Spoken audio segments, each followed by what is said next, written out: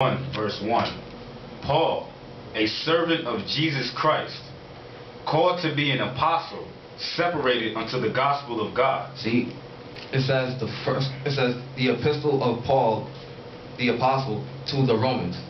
That's the actual title of it. It's not just Romans. So all these are letters. Time out.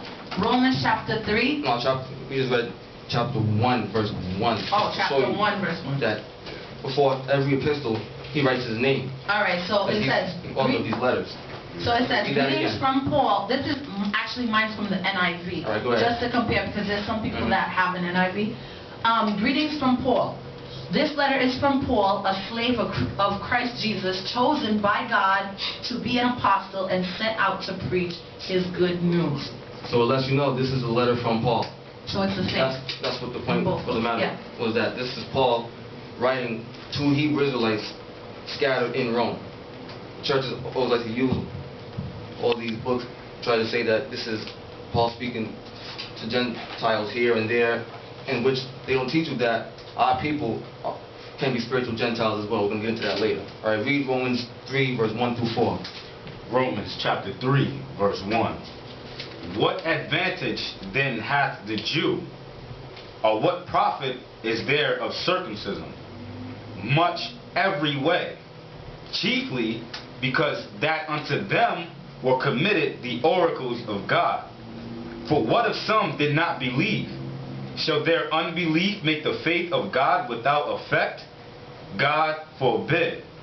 Yea, let God be true, but every man a liar, as it is written, that thou mightest be justified in thy sayings, and mightest overcome when thou art judged. See, so what advantage have there of being an Israelite? Can I read mine then? Go ahead, read yours. Okay.